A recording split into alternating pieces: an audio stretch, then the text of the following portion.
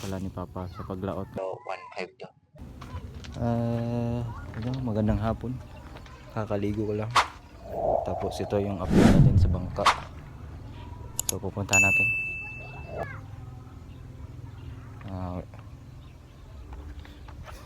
Ito. Ayan. So ayan yung bangka. Ang ginamit na pala ni Papa sa paglaot ngayon is yung maliit na bangka. Kasi matumal pa talaga. Kaya ayan. Standby muna. Baka matatagalan pa kami lumaot. Saka dahil ng wala pa kaming budget pang puhunan. So ayan muna yung update natin sa bangka. So ito lang dalang pasigyan namin.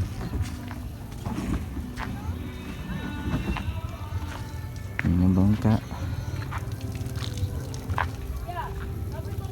Bukas kukuhanan ko na yun ng gumot. Bibili ako ng hypo bukas kahapon. Ayan, marami ng gumot. Ayan yung bangka.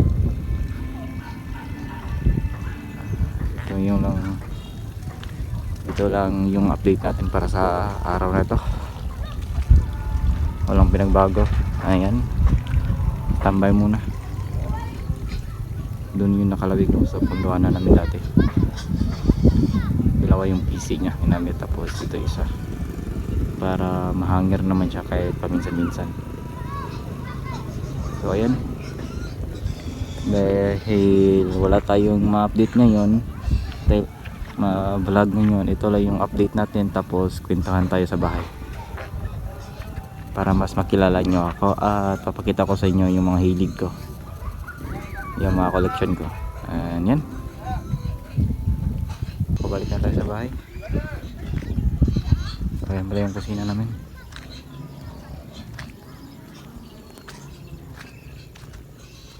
Yun ang aso namin, si Bambam. Yung mga alaga namin, meet Bambam. Yan, Bambam. At ito, meet Dodong, yung payat na pusa. Uy. And meet Inday, yung kapatid yang payat, medyo payat din. Ayan, pakasok tayo. So ayan guys, house tour muna tayo. So dito yung kusina namin. Tapos dito yung mga hindi na ginagamit na mga ganso ni Papa. Yan yung dalawa. Tapos dito yung mga lababo namin. Dito na yung papasokan namin dito sa bahay. So ito yung pattern ng maliliit na bangka. Kasi dati gumagawa ng bangka si Papa. Nandito rin yung mga himan at saka yung charger. Ito. So meron pala kami itong binibenta guys. Yung kunting negosyo lang, yung mga nylon, mga maliliit. Yan, mga sparkle, orange, blue, sky blue, and green. Tapos zero, tanod, mga gamit yan pang dagat. Ito mga maliliit na taga. Yan 567, 569. Yan mga lead, mga paamag stick, burloloy, paamag na isda. So ito po yung paamag na isda na sinasabi ko. Ito yung paamag na isda, tag 50 pesos. So ayun, nagbibenta pala kami, maliit na tinda lang. So ayan, so dito na tayo sa sala. So ito yung kwarto na lang mama. Apat lang pala kami.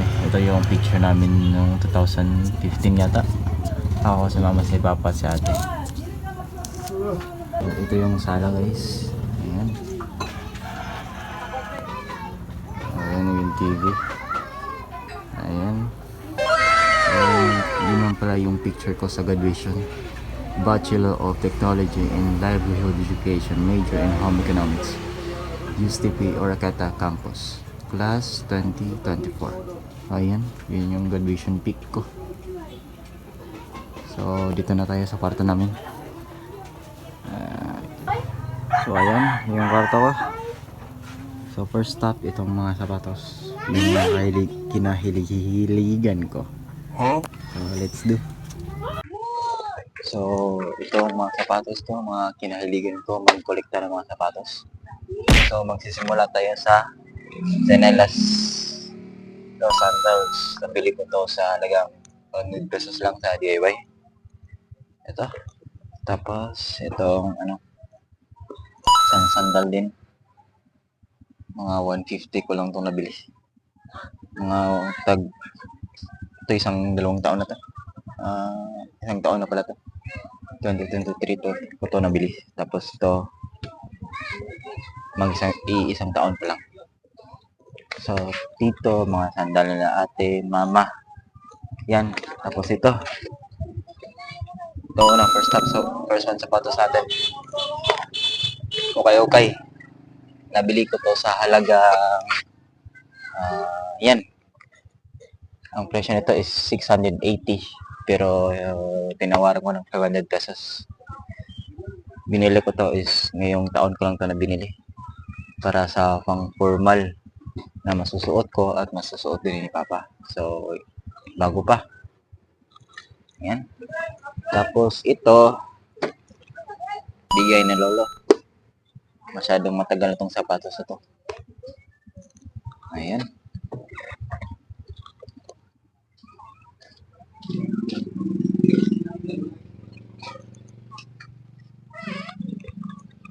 Tapos ito Converse. Okay din to. Nabili ko to sa halagang 100 pesos. Mag-iisang taon na rin to. Ayan. Tapos ito regalo ni Lolo sa graduation ko. Nung graduation ko pa lang to nasusuot. At yung tribute of Terence. So ayan yung sapatos. So ang presyo nito is 650. So lalong nabilin ko bigay niya. Ayan. Tapos ito yung sapatos na mahigit 2 dekada na. 2 dekada yata. 20 years, 25 years. Kasi nagamit nila to sa kasal nila Papa o Mama. Tapos, nagamit ko pa sa pag-aaral ko sa college kasi black shoes dapat yung gagamitin. At saka yung internship ko sa college, ito yung ginamit ko hanggang nakagraduate ako. Tapos ito na yung nagamit ko. Ito mga 25 or 26 years na to. Sobrang tagal na to. Ito daw yung pamana sa akin ni Papa. So, ayan. So, magsisimula tayo dito sa itong Vans. Ayan. So, magtatatlong taon na to. Nabili ko to yung nung pandemic days pa. So, ayan. Bago pa. Hindi pa yan ako yung dito. Hindi ko masyadong nasusuot to. Nabili ko to sa mga 650 pesos. Brand new to. Hindi to okay. So, ayan. 2 years na to. Magti-3 years na to. Tapos, itong sandal na binili ng girlfriend ko. Regalo niya nung birthday ko. Ngayong taon na to. Ayan. Hindi ko alam kung magkano. Hindi nagsasabi kasi magagalit talaga ako kapag binibilhan ako ng ganito kasi mahal eh. Hindi ko gusto kong ako lang bumili. So, ayan. Sandal. Tapos ito, kamama to. At ito naman, yung bili ko sa Shopee. Ito, magpo-4 years na to. Nabili ko to noong 2020. Vans rin. Sobrang tagal na to. Yung size pala yung paa ko is mga 43, 42. Yan. Ito, Vans. Nabili ko to sa halagang 260 yata to. Basta 200 plus yung ito nabili ko. Ayan. Tapos ito, bigay lang to ni Lolo kasama nung bigay na black shoes. So, ang brand nito is Lifestyle. So, okay lang ito niya nabili. Salagang 100 pesos. Ayan. So, dami na. Ayan. Ayan sa baba. Ito na tayo sa taas. Ito, sandal. Kamama to. Tapos, itong isang white shoes ka naman. Nabili ko to sa halagang 100 pesos. Mag-iisang taon na rin to. Hindi ko na nagagamit masyado. Pero maganda pa naman. 100 pesos lang. Tapos, ito yung pinakauna-unahang sapatos ko na binili na higit 1K plus. Pagbili ko na to, tinatago ko pa talaga kasi alam kong magagalit si mama. Kasi yung price talaga nito is nasa mga 2,800, 700 tapos nag-sale sila na 1,700 rather 1,700 tapos nag-sale sila ng 1,500 kaya nabili ko to kasi matagal ko na talaga tong pinapangarap yung SB Dunk na sapatos. So, correction lang ha. Binili ko lahat yung mga sapatos ko ng sarili kong pera. So, ayan. SB Dunk Low Pro. So, ayan yung colorway. So, last year ko lang to nabili. Ay, 2022 ko to nabili. So, magto 2 years na siya. 2022 ko to nabili. Sa halagang 1,500. Ito yung kanon ng sapatos na binili ko sa halagang 1,000 plus. Kaya, yung pagkadating ko sa bahay, tapos nagtanong si mama, yung magkano yan. Sabi ko, magkano pesos na. Kung makikita nyo tong video na to, okay na. Magto 2 years na naman. Pero 1,500 to. Kasi magagalit si mama. Kasi nakita niya, nagtaka siya kasi yung quality hindi pang 500 pesos kung nagaling sa Shopee. Hindi niya alam kung gaano kamahal to. Para sa akin, mahal na lang kasi hindi kami ganun kayaman, hindi kami ganun mapera. Kaya para sa akin, mas mahal na to para sa akin. O ayan, 2 taon ko na ito na ginagamit pero ito pa rin yung mga spec niya. Bagong-bago pa. Ito lang yung naano niya. Ayan, SB Dunk. Ayan, SB Dunk. So, eto, last one. Yung bagong sapatos ko. Bigay ng aking girlfriend yung jowa sa graduation gift niya sa akin. Sana may kasama pang medyas. Air Force 1. Hindi ko pa ito nagagamit. Size 43. Hindi ko pa ito nagagamit kasi wala nang graduate na ako. Wala na akong pupuntahan pa. Wala na akong papasukan. Nang-apply ko trabaho pero hindi pa ako natatanggap kasi naunahan ako. Ayan, ito yung Air Force 1 na bigay ng jowa ko. Regalo sa akin yung graduation. So, ito yung latest na sapatos ko ngayong taon. Ayan. Sana all! So, ayan yung mga collection ko. Collection ko tawag doon. Basta, gusto kong mag-collect ng mga sapatos. Yung iba, binigay ko. Yung iba na bahaan. So, ayan. Yan yung mga sapatos natin. Yan, naka-box pa. Yung AF1. Tapos yan. Yan ito. Wala ito mga flowers ito din nung graduation ko. Hindi ko na mabuksan. So, ayan. Ayan yung sapatos mo. At yung lalagyan, ako rin gumawa niya. Inang DIY lang ako. Para makalagyan. So, ito pala. Meron pala akong sapatos. Yung pinakaluma. Nung ano pa to? Grade 11 ako. 2018 yata. Bigay ni Lolo. Sneakers. Package to. Sobrang tagal na nito. Hindi ko to pitawan kasi kahit luma na may sentimental value pa rin ito sa akin. Kasi ito yung unang bigay na sa akin ng Lolo na brand new. Kaya hindi ko talaga ito itatapon kahit na. Ayan. So, meron pa dito talaga. Pasensya na sa ating sahig. So, ayun na pa yun. Meron ba dyan isa? Brown shoes. So, ayun yung lahat yung collection natin. So, bilangin natin yung lahat ng sapatos ko. 1, 2, 3, 4, 5, 6, 7, 8, 9, 10, 11, 12.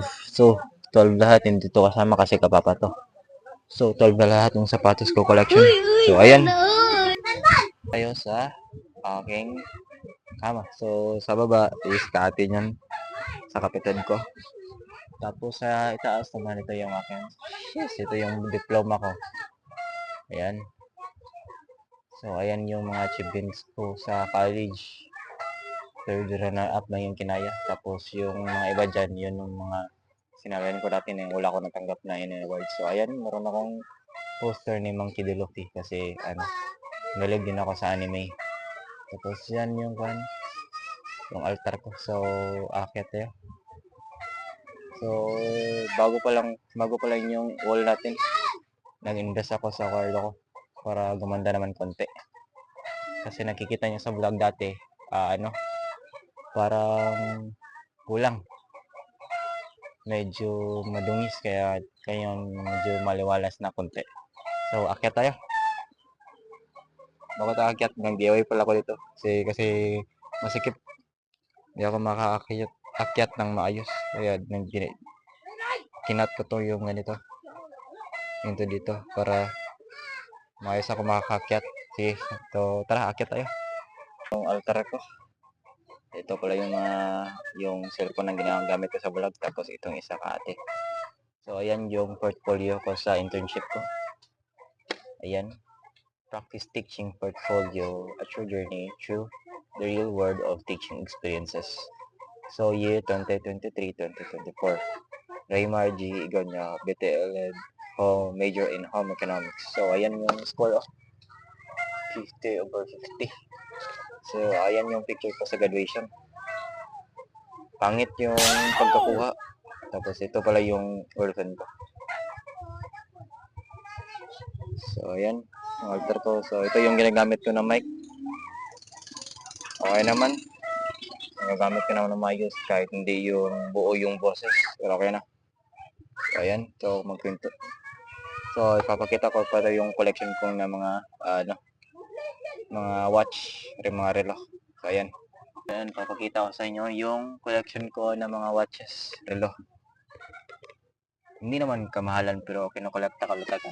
Mahilig talaga ako sa mga relo. Kahit sa Shopee lang yung mga relo ko, mga tag 150, one tag 100. So, ayan. Ito yung mga relo ko. Yan. So, nabili ko to sa Shopee, mga 100 pesos. Kasama nito. Yan. Tapos nito. Ito lang yung, kasi bigay ito ng jowa ko. Ginagamit ko sa paglaot kasi digital, madali lang basahin. At solid to sa mga basaan. Ito yung ginagamit ko kapag lumalaot din. For full months, ito yung ginagamit ko. Tapos sa meron pala ako ditong dalawang gold watch. Itong isa is bigay ng girlfriend ko. Itong isa. Tapos, ito naman is, hindi ko alam yung anong presyo nito. Kasi siya nang bumili. Regalo niya ng birthday ko. Ay, yung graduation pala. Kasama nito ng sapatos na Air Force. Tapos, ito. Ito yung bili ko. Sa kapitbahay. Galing to daw to ng Saudi. Bili ko ng 2K. Plus A. Tingnan yung likod guys. Wow. Naka fiberglass. Ano? Kaya kahit mahal binili ko. Yung sariling ipon ko guys. Binili ko nito kasi nagugustuhan ko talaga tong ganito. Yung fiberglass yung likod. Ayan o. Yung brand nito is Tago. Tapos ito, Seiko 5. Ay, Seiko 5, Rolex. 2 beses na yan! Ilan to na Rolex guys, hindi to yung mamahalin na Rolex talaga. So, ayan. Yung mga collection ko. Yung mga kinahili-hiligan ko. Tayo sa aking pageant experiences. So, ayan. Pageant experiences na tayo. So, yung first pageant na nasalihan ko. Yung number 3. Yung week of welcome sa USTP Ragata. USTP top model yung nasalihan ko dito. Ito naman yung second year to, third year to. Mr. TLE. Year 2022. Yeah, okay. 2022 pala to. 2023. Tapos ito, yung latest, 2023 December, Mr. Intramuras. So, tapos ito yung award ko. Third runner-up lang. Suki pala ako dun sa pageant sa school namin. Ewan ko bakit nga naging suki ako. Actually, so, ito yung diploma ko, guys. Sheesh! Ayan. Meron pa tong congratulations. Ayan, congratulations. Okay, ayan. Nakita ba yung congratulations? Kita ba? Ayan, congratulations. Ito yung ayan. Raymar G. Igona. Bachelor of Technology in Live Education. So, ayan. Hindi ako nagpapasikat, guys. Mga kaigons, pinapakita ko lang. Kasi gusto ko lang ipapakita sa inyo. Kasi sabi nang naka-comment, mag-aaral ka na mabuti. Nag-aaral ako mabuti kaya nakagraduate ako. Kasi dati, malapit ako mag-stop. Kasi sobrang hirap talaga. Sabi ni Papa, mag-stop daw ako nung kasalukuyang magpo-4th year college na ako. Kasi nagkasabay na kami ni ate. Mahirap na si ate nag-aaral sa Cebu, tapos ako dito. Tapos sabi niya mag-stop na lang daw kasi hindi na kaya. Tapos sinabi ko na kahit half na tayo sa gastos, kung kaya ko, ako nang magpo-provide sa mga gastusin sa pag-aaral. Ikaw na sa pamasahe, ako na sa mga project kung kaya ko. Hanggang 700 na budget kaya ko, pero 1,000 up na hindi ko na kaya. So ayan, pinilit ko talaga kasi kasalukuyan yun ng defense namin sa thesis. Hindi ko kayang mag-withdraw or mag-stop doon na part kasi importante talaga yung thesis. Yung pakiusap ko ni Papa is hanggang first time lang talaga. Tapos sa awa ng Diyos na natapos ko talaga kahit anong mga challenges na nangyari sa buhay namin. Kasi nung nag-aaral ako sa fourth year, sideline na talaga ako, nag-labor, nagtinda ng isda, kahit anong ginagawa ko para makapag-ipon talaga para pamasahe. Kung hindi sila makabigyan ng pamasahe, ako pamasahe. Kasi yung pamasahe galing dito papuntang paaralan is 100 pesos. So, yung allowance ko is 500 pesos. Pang pamasahe lang yan. Wala nang kasamang baon. Kung makikita nyo sa TikTok ko, papakita ko yung TikTok ko na gagawa din ako ng content nung nag-labor ako. Tapos hindi ko na tinuloy kasi mahirap. Kasi kapag nang vlog ako ng ginagawa kong pag-labor, iniiwan ko kasi yung phone ko sa labas. Baka kasi nakawin. Kaya nang-stop na lang ako. Pero makikita nyo sa TikTok ko, doon pinost ko yung yung segment pala nun is ako nga si Raymar. Tabad ako pero may pangarap. Kaya tara, samahan nyo. Yung ganun yung segment ko. Ginaya ko kay Juan, yung nasa TikTok. So, ayan. So, ganun. Nakaya ko naman yung 4th year college. Marami kasing gastusin nun sa 4th year. Sa bartending pa lang. Sa pagiging FS pa lang doon. Maraming gastusin, magpagbili ng inumin, pag-bartending, tapos yung fine dining namin. Maraming gastos talaga, kaya gusto nila mag-stop na, pero pinilit ko, matigas ulo ko eh. Ayaw ko kasing mag-stop. Kasi yun na lang yung pamanan ni Papa. Kahit hindi man ako makatrabaho agad, at least meron siyang makikita na pag-graduate niya yung anak niya kahit mangingisda lang kasi minamaliit kasi may dati. Gusto ko ipakita sa mga kapitbahay na ito yung minaliit nyo na nakagraduate yung sinabihin yung di kaya ni Papa. Of course, kaya namin dalawa. Kaya namin lahat, kaya kami magtulungan. So, ayan, gusto ko lang iparating sa inyo kung habang may nagpapaaral sa inyo, mag-aral kayo ng mabuti.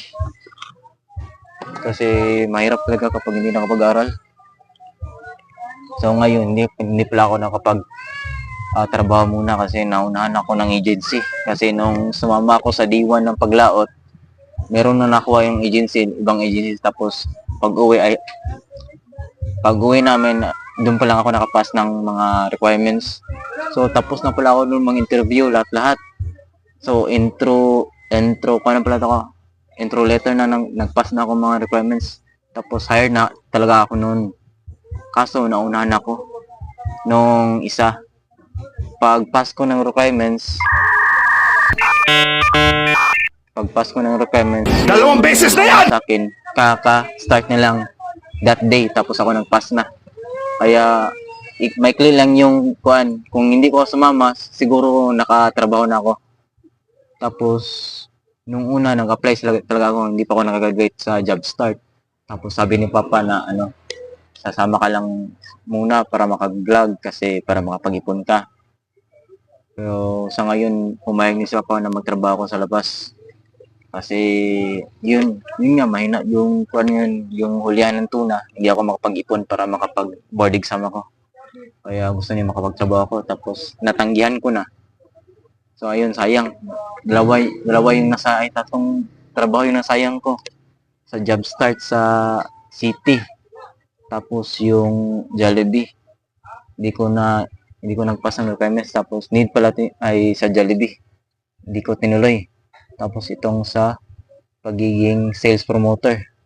Tato yung trabaho na nasayang ko ngayong taon. Kaya baka hindi para sa akin talaga. Kaya okay lang. So ayun. So balik tayo sa dato natin. Ayan. Ito yung mga achievements ko. Yung mga natira kong certificate dito.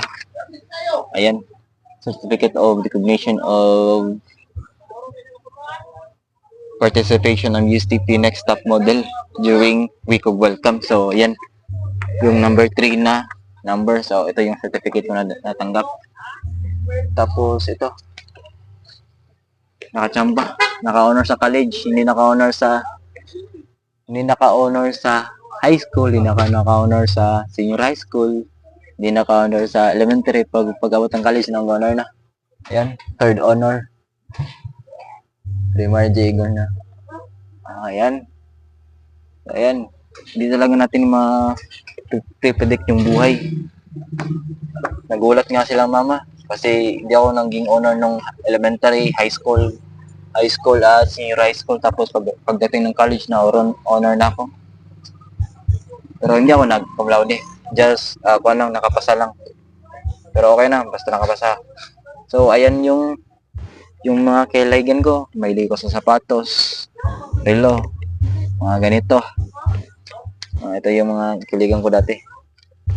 Ito mga Hot Wheels. At yan. So, ito pala yung nabili kong mic na ginagamit ko ngayon. Ito. Medyo pangit yung pag lalabas ng mga na-record yan ng mga boses. Pero okay na. So, ayan. Yun na pa ba? Ito. Yung anime. Mahilig pala ako sa anime. So, bibilihan ko pa ito ng mga ibang poster kapag magkapera na. Ayan.